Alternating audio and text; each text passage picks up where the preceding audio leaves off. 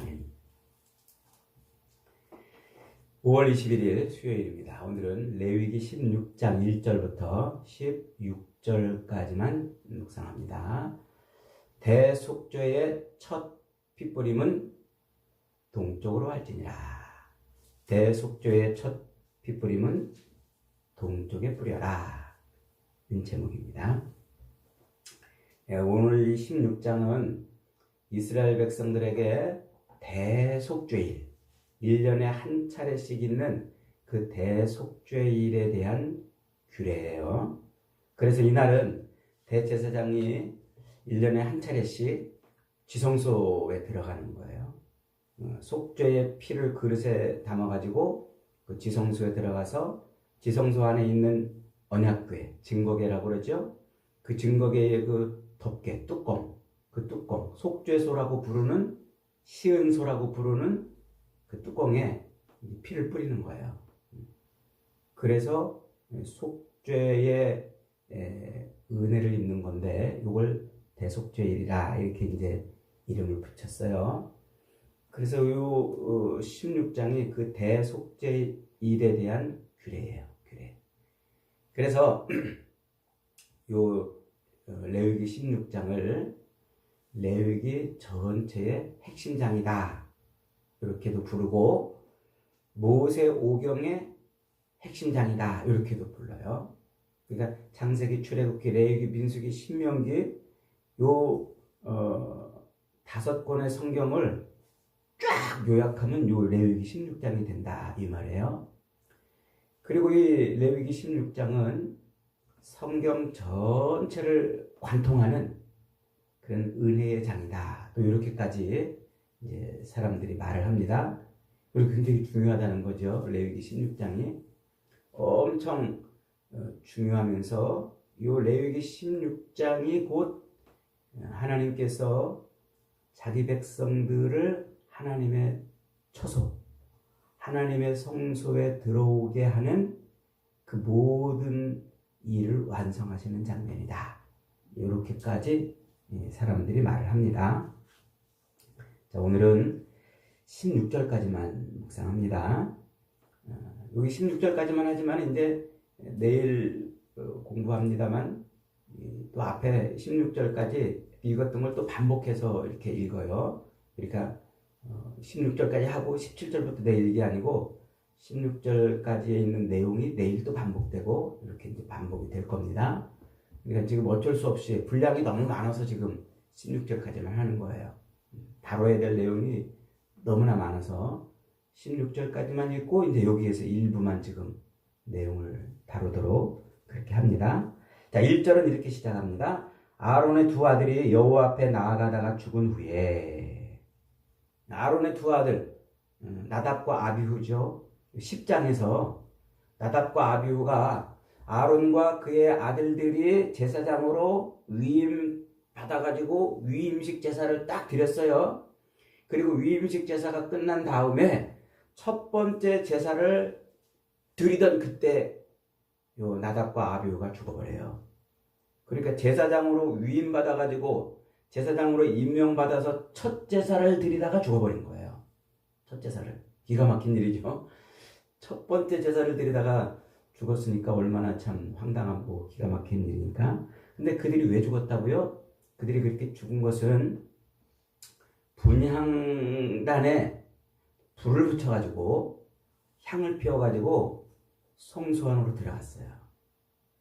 그런데 그때 여호와께서 명령하지 아니한 불을 담아가지고 들어갔다, 이렇게 그들의 죄상을 소개하고 있죠. 그러니까 이 나답과 아비후가 제사장으로 위임받은 그 첫 번째 제사로 제사를 드리면서 분향을 하는데 하나님께서 명하지 아니한 불을 담아가지고 들어갔다가 성소 안으로 들어갔다가 죽어버린 거예요.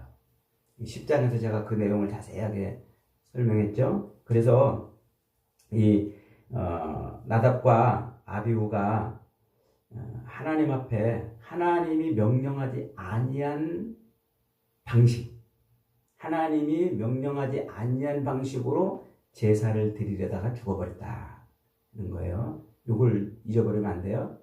그러니까 하나님 앞에 제사 드리는 것은 반드시 하나님이 명령한 절차와 규례대로만 해야 돼요.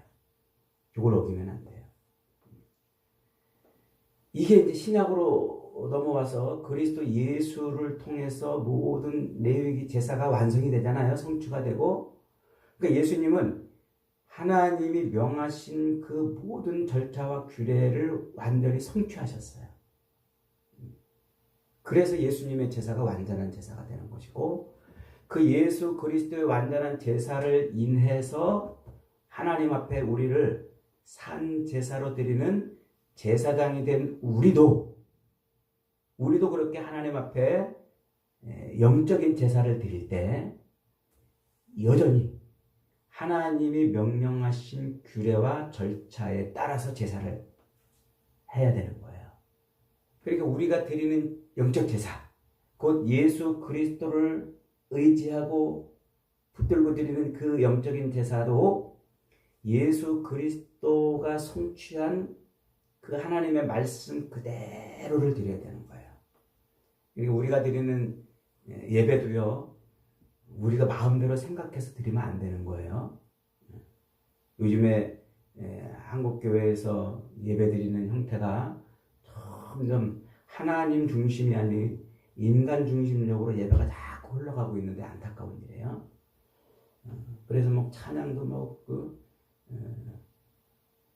간증을 섞어놓은 그런 찬양, CCM들을 하나님을 찬양하는 찬양이 아니고 자기를 찬양하고 자기의 간구를 넣는 그런 CCM 가지고 막 찬양을 막 하고 그러는데 위험해요.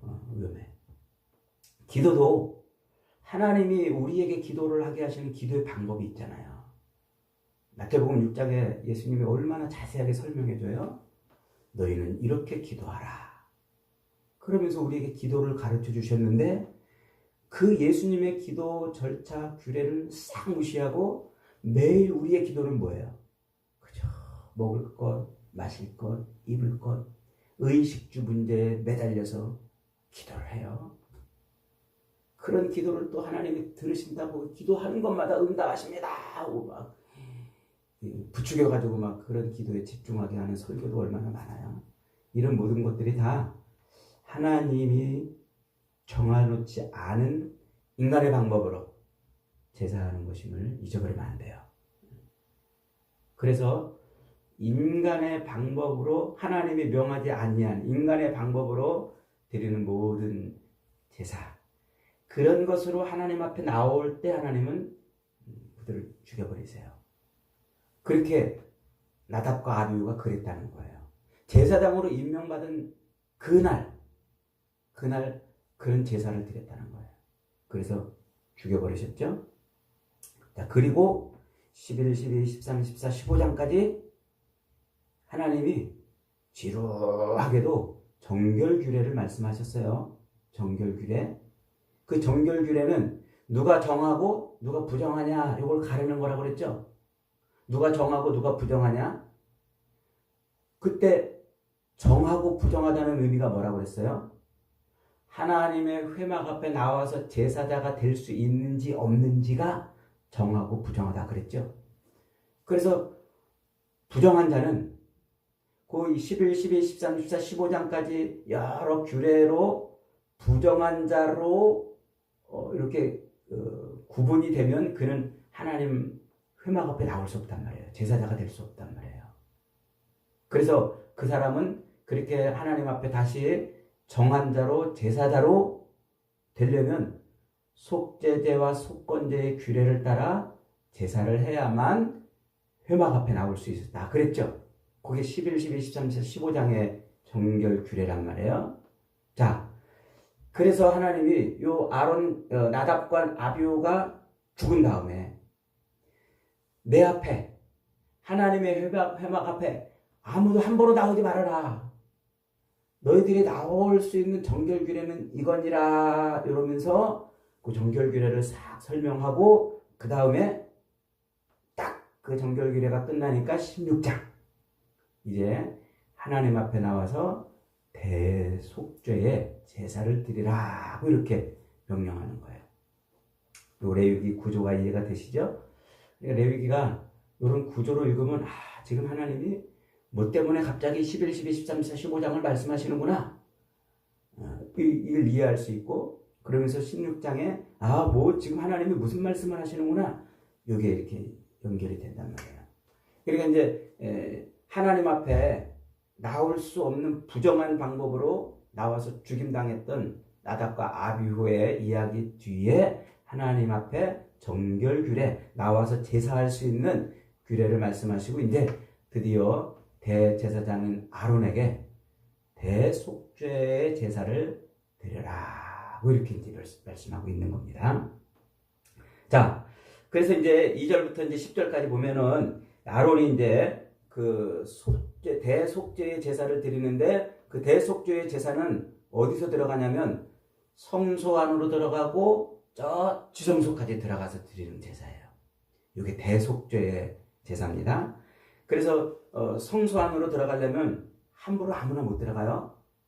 반드시 자기를 위한 속죄 제를 드려야 들어가요. 그리고 지성소 안으로 들어갈 때는 더더욱 속죄 제물의 피를 가지고 들어가야 돼요. 이게 이제 중요한 규례입니다. 자, 그래서 이제 하나님이 아론에게, 모세를 통해서 아론에게 이제 지시를 하십니다. 성소에 들어가기 위해서 첫째, 자기와 자기 가족들을 위한 속죄 제물을 준비하거라. 그리고 번제 제물도 준비하거라. 이렇게 자기와 자기 가족의 속죄를 위해서 속죄 제물과 번제 제물을 준비하게 하세요. 그리고 그렇게 해서 자기와 자기 가족을 위해서 속죄제와 번제를 드리면, 그 다음에는 백성들의 죄를 위해서 속죄제물과 번제물을 준비해라, 이제 이 얘기예요. 두 가지를 준비하는 거예요. 그래서 아론은 자기와 자기 가족을 위한 속죄 제물로 수송아지와 번제물로 순양 한 마리씩을 준비했어요. 그리고 백성들의 죄를 위해서 염소 두 마리를 준비했어요. 이게 대속죄일에 준비할 속죄 제물입니다. 자, 그렇게 이제 제물이 준비되면은 이제 아론은 이제 그 제물의 피를 내 가지고 성소 안으로 들어가는데, 그때 들어가는 첫 번째 절차가 뭐냐면, 제사장이 입고 있던 그 화려한 옷, 세마포를 입고 그 위에 푸른 제사장 옷을 입고 그 위에 에봇을 걸치고 에봇에 보석 12개를 붙이고 또 위에도 12개, 6개씩 보석을 붙이고 여호와 앞에 성결이라는 금패를 붙인 이 세마포를 쫙 입고, 그러고 있던 제사장의 옷이 아니고 전부 다 세마포 옷만 입어야 돼요. 그래서 목욕 제기하고 속옷부터 겉옷까지 세마포 옷만 입어요. 하얀 세마포 옷. 그리고 머리도, 모자도 세마포 모자를 쓰고, 띠도 이제 세마포 띠를 탁, 전부 다 하얀 세마포 옷만 입어야 돼요. 자기 옷을 다 벗어야 돼요. 자기 옷을. 그 모습은 마치 종의 모습이에요. 종은 그렇게 세마포 옷을 입는단 말이죠. 자, 이것은 하나님 앞에 자기의 영광을 싹 벗고 하나님 앞에 들어가는 거예요. 지성소. 그 지성소 하나님 앞에 들어가려면 자기의 모든 영광은 싹 버려야 돼요. 자기의 영광, 그 화려한 자기의 영광은 다 버리고 오로지 하나님이 지시한 옷으로만 갈아입어야 들어갈 수 있다는 거예요. 하나님의 지시한 옷. 자기 옷을 입고 가거나 아니면 다른 옷을 입고 가면 죽어요. 오로지 하나님이 입으라는 옷, 그 옷을 입어야만 하나님의 처소, 그 지성소 앞으로 들어갈 수 있단 말이에요. 이렇게 자기의 영광을 홀딱 벗고 오로지 하나님이 지시한 옷을 입고 들어가신 하나님의 속죄제를 위해서 하나님의 처소에 들어가신 분이 누구예요? 그분이 예수님이란 말이에요. 그래서 예수님은 십자가에서 피 흘려 죽으실 때 홀딱 하나님의 아들의 영광을 홀딱 벗겨지고, 그래서 오직 하나님이 준비하신, 하나님이 입으라 하신 그 비천함의 옷을 입고 들어가신 거예요. 비천함의 종의 모습으로 하나님의 처소 앞에 들어가신 거예요. 그래서 예수님은 대제사장으로 자기의 영광, 자기의 그 화려함을 싹 벗어버리고 홀딱 벗겨진 채로 종의 모습으로 지성소에 들어가서 속죄의 제사를 드리신 거예요. 이게 예수님의 십자가 죽음이라고 성경이 말하고 있는 거예요.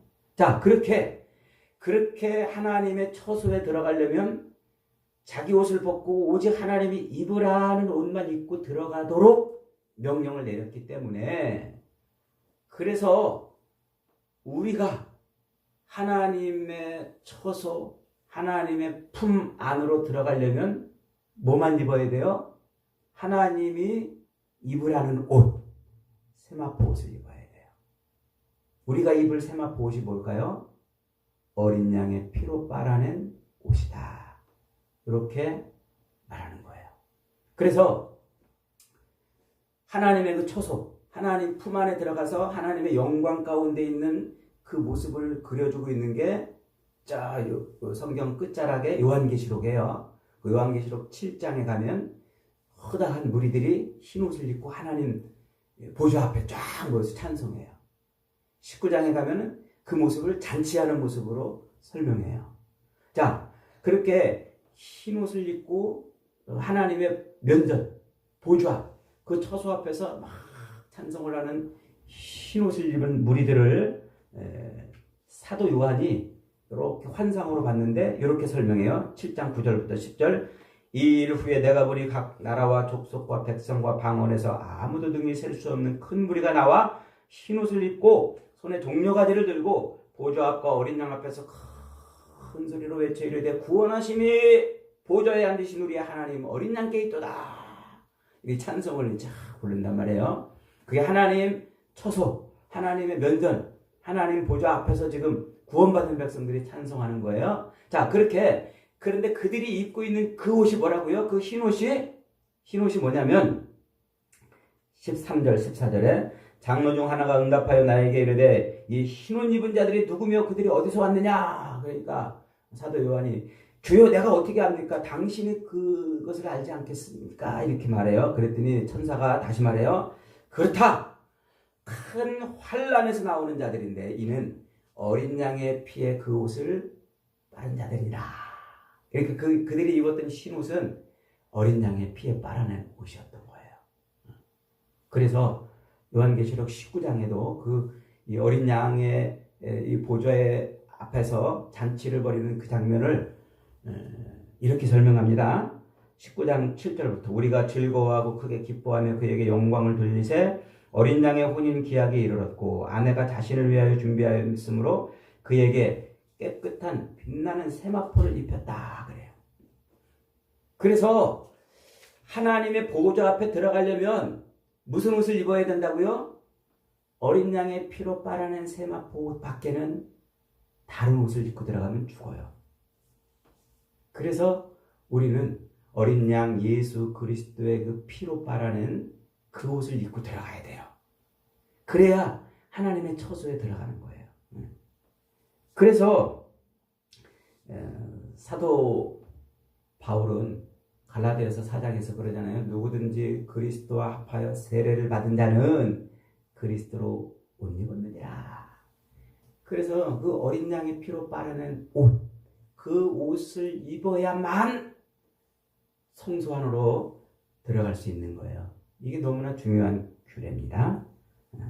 저와 여러분이 이렇게 하나님 면전에 나와서 예배할 수 있는 것은 하나님을 아버지라고 부르고 이 앞에서 하나님을 찬양할 수 있는 것은 어린 양의 피로 빨아낸 그 옷을 입었기 때문인 줄 믿습니다. 이게 하나님의 이 율법의 규칙이에요. 만약에 어린 양의 피로 빠르는 그 옷을 입지 않고 하나님 앞에 나와서 제사, 예배, 찬양한다면 그는 그 자리에서 죽임을 당하는 거예요. 자, 그 다음에 11절부터 16절입니다. 이제 아론은 그렇게 지성소 안에 들어가기 위해서 자기 죄를 먼저 속죄해야 합니다. 그래서 자기와 자기 집안을 위한 속죄 증거를 드리는데 그 제물인 속죄 제물인 수송아지의 피를 가지고 이제 지성소 안으로 들어가는데 그 지성소에 뭐가 있어요? 거기에 언약궤, 증거궤가 있고 증거궤의 뚜껑이 속죄소, 시은소, 시은좌라고 말하는 증거궤 뚜껑이 있는 거예요. 자, 그런데 그 증거궤의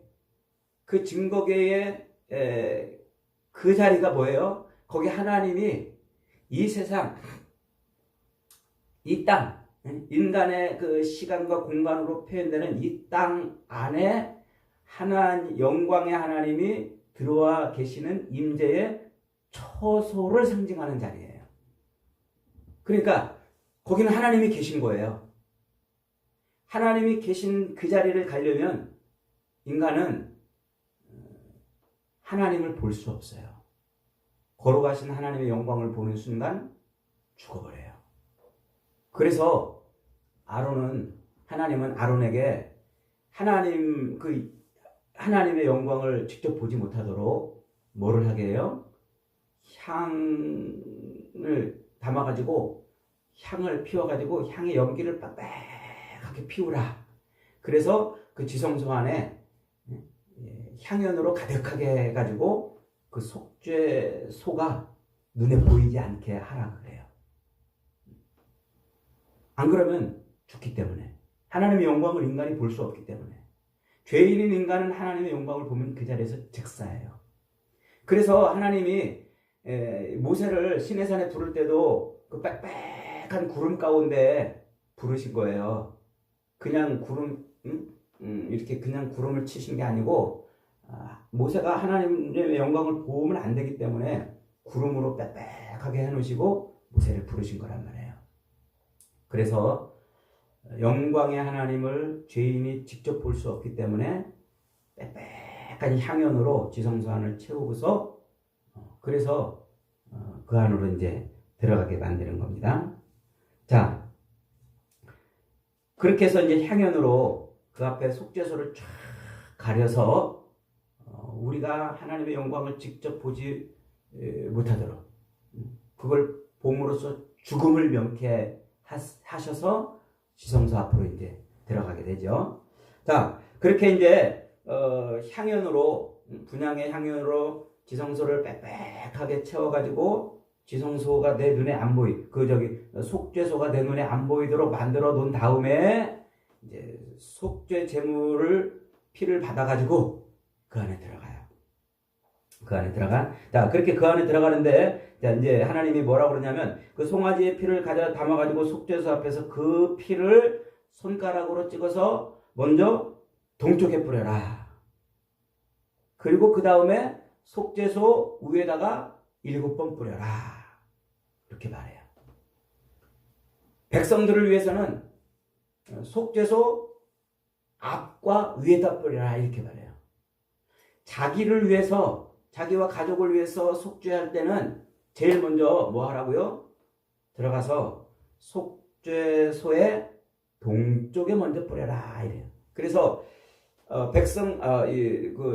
죄 사함의 그 속죄의 피를 가지고 들어가서 뿌리는 첫 번째 피는 어디다 뿌린다고요? 동쪽에 뿌리는 거예요. 동쪽이 어딜까요? 동쪽? 성막, 광야 이스라엘 백성들 진 가운데 딱 세워놓으신 그 성막은 성막의 문이 어디를 향해 있어요? 동편을 향해 있어요. 동편. 그래서 성막 문 앞에 딱 서면 서쪽을 바라보는 거예요. 성막 문이 동편을 향해 있으니까. 그래서 그 동편을 향한 성막 문을 열고 쭉 들어가면 앞에 휘장이 있어요. 그 휘장을 열고 들어가면 그 앞에 이제 지성소에 속죄소가 있는 거죠. 그러면 그 속죄소는 내가 볼 때는 서쪽 편으로 보이지만 속죄소에서 볼 때는 내가 어디 서 있어요? 동편에 서 있는 거예요. 동편. 그래서 그 속죄소 바로 앞에 제사장이 딱 서면 제사장이 그 선 자리가 동편이에요. 그 동편에다가 속죄의 피의 첫 방울을 동편에 뿌린다 그러는 거예요. 그러니까 상상해 보세요. 앞에 이제 속죄소가 있어요. 제사장이 속죄소 앞에 딱 섰어요. 그 첫 방울을 손가락에 찍어가지고 어디다 뿌려요? 동편. 자기에게 뿌리는 거예요. 자기에게. 이게 피가 없이는 죄사함이 없다고 하는 하나님의 말씀이 성취되는 아주 중요한 구절이에요. 그래서 이 동편에 뿌린다는 것은 두 가지 의미를 담고 있는데, 첫째로는 반드시 피로서만 하나님 앞에 설 수 있다. 그 피가 안 발라지면 설 수 없다. 이거를 강조하는 거예요.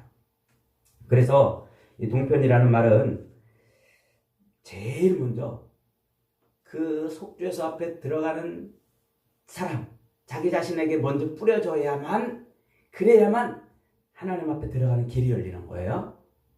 그래서 첫 방울을 제사장에게 뿌려요.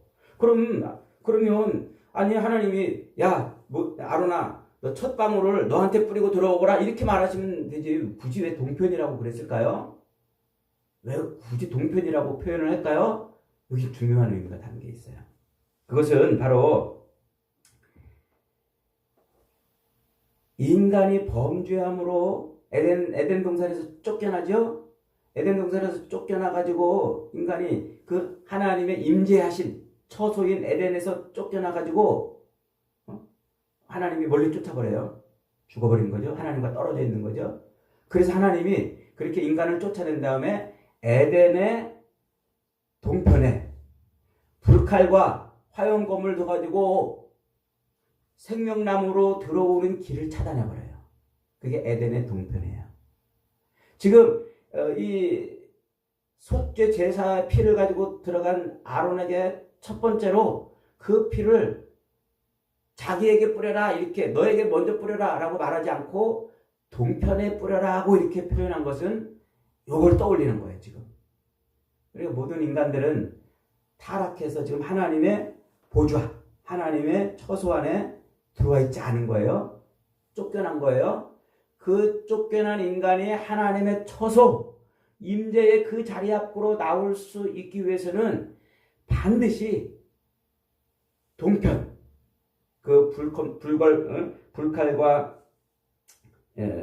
두루두른 불칼과 그 이 그룹들이 지키고 있는 그 동편, 거기를 열어야 돼요.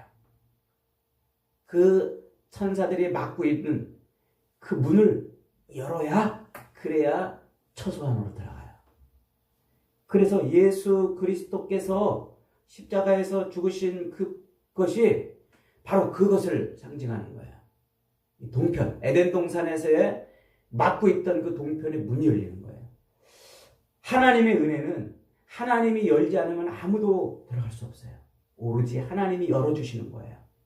그래서 그 하나님 앞에 들어가는 그 막혔던 문, 그것을 이 하나님이 피로써 여는 거예요. 피로써. 예수님이 이 땅에 오셔서 십자가에 달려서 피 흘려 죽으셔야 되는 이유는 이거야. 이거밖에 없어요. 이게 아니고서는 예수님이 피 흘려 죽으실 이유가 없는 거예요. 그래서 피 흘림이 없으면 죄사함이 없다는 말이고, 이 동편, 막혔던, 하나님이 막아놓으셨던 그 문을 그 피로서만 열어야 하나님 처소 안으로 들어간다 하는, 이게 동편에 담겨있는 의미예요. 그래서 예수님이 이 땅에 오셔서 십자가에서 그 피로서 그 막혔던, 하나님 앞에 나가는 길이 막혔던 그 길을 피로써 열어놓으신 거예요. 누구만이? 오직 예수님만. 그래서 예수님이 그러잖아요. 내가 곧 길이요 진리요 생명이니 나로 말미암지 않고는 아버지께로 나갈 수 없다 하는 말이 바로 예수님의 피로 문을 열었기 때문이에요. 그래서 그 놀라운 사실을 예수님이 부활한 다음에 깨달은 사도 베드로도 사도행전 4장 12절에서 그러잖아요. 천하 인간에게 우리에게 구원을 주실 만한 이름을 주신 적이 없나니 오직 예수 그리스도밖에 없다 그러잖아요. 예수 그리스도. 구원받을 수 있는 이름, 천하 인간에게 구원받을 수 있는 이름은 오직 예수 그리스도밖에 없다는 말이 바로 여기 때문에 그래요. 동편으로 쫓겨나가서 동편에 있는 그 문을 막아놓으셨던 하나님이 생명나무로 들어오는 길을 그 핏뿌림으로 열어내시는 거예요. 그래서 제사장에게 먼저 뿌리고, 그리고 그 피를 속죄소에 7번 뿌림으로써 속죄의 사역이 완성이 되는 겁니다. 여러분, 시간이 많이 가서 더 설명을 못합니다만 내일 이어서 더 설명합니다. 오늘 저와 여러분이 이 자리에 있는 것은 우리 예수 그리스도의 피 때문인 줄 믿습니다. 그분 아니고서는 아무도 하나님 면전에 들어갈 수 없어요. 우리가 이렇게 하나님 앞에 설 수 있는 것은 오로지 하늘의 영광을 홀딱 벗어버리고 종의 모습으로 그렇게 자기를 제물로 드려서 피 뿌려 생명의 길을 열으신 그리스도 예수밖에 없어요. 그래서 우리는 그 예수의 힘을 입어 성소 안으로 들어가는 겁니다. 오늘 이렇게 그리스도의 놀라운 희생, 그 사랑이 오늘 이 말씀에 담겨 있다는 것을 깨닫고 저와 여러분은 날마다 그 사랑을 찬양하고 감사하며 살아가는 복된 인생들이 되시기를 주님의 이름으로 축복합니다. 아멘. 말씀 붙들고 기도합니다. 하나님, 이렇게 레위기 말씀을 들어보니까 이 속에 담겨있는 정말 놀라운 하나님의 그 어마어마한 구원의 진리가 있음을 봅니다. 어쩌다가 우리가 구원받은 게 아니고 예수님이 재수가 없어서 십자가에 피 흘려 죽으신 것이 아니고 바로 이 율법을 성취하시려고 그렇게 이 땅에 오셔서 홀딱 벗김을 받고 그리고 종의 모습으로 그렇게 속죄의 제사를 드린 것을 봅니다. 하나님, 이렇게 예수님이 하늘 영광을 버리고 여기까지 오기까지 우리를 사랑하신 그 놀라운 사랑을 이 말씀을 통하여 다시 한번 깨닫습니다. 이 말씀을 잃어버리지 않고 사는 저희들 되게 해달라고 기도합니다. 거룩하신 하나님 감사합니다. 오늘도 아버지 하나님 이렇게 말씀을 통하여 우리가 어떻게 구원을 받았는지 어떻게 예수 그리스도께서 십자가에 달려 죽으셨는지 또 이렇게 깨닫게 하시니 감사를 드립니다. 아버지 하나님, 우리가 받은 구원이 어쩌다 받은 구원이 우연히 받은 구원이 아니고 하나님 정말 하나님의 그 1.1핵이라도 어길 수 없는 그런 놀라운 말씀을 성취함으로 말미암아 우리가 구원을 얻었사오매 이 구원을 가벼이 여기지 않게 해주시옵소서. 예수 그리스도의 그 십자가 죽으심을 아버지 하나님 가벼이 여기지 않게 하여 주시옵소서.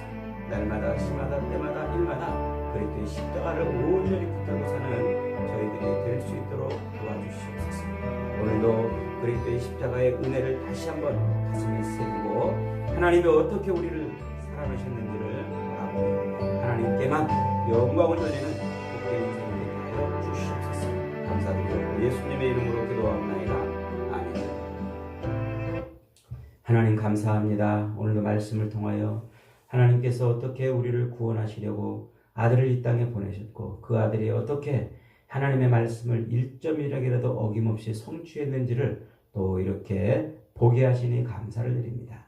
우리가 얻은 구원이 결코 가볍지 않고 우리가 얻은 구원이 결코 어쩌다가 얻어진 것이 아니고 예수 그리스도의 십자가 죽으심이 어쩌다가 죽으신 죽음이 아닌 것을 이 말씀을 통하여 다시 한번 깨닫습니다. 아버지 하나님, 우리를 구원하신 이 놀라운 하나님의 엄중하심과 예수 그리스도의 그 크신 측량할 수 없는 사랑을 오늘도 우리가 묵상하고 날마다 시마다 때마다 일마다 찬송하며 살 수 있는 인생이 되게 하여 주시옵소서. 지금은 우리 구주 예수 그리스도의 은혜와 하나님 아버지의 크신 사랑하심과 성령의 교통하시는 역사하심이 오늘 받은 말씀 가슴에 담아 율법의 1.1핵이라도 어기지 않고 고스란히 성취함으로 우리를 하나님의 면전 앞에 설 수 있게 해주신 예수 그리스도를 찬양하며 살기를 결단하고 돌아가는 머릿속의 모든 성도들, 가정 위에, 생업 위에, 자녀들 위에, 기도 제목 위에 이제로부터 영원토록 함께 있을지어다. 아멘. 계속해서 기도하시다가 돌아가십니다.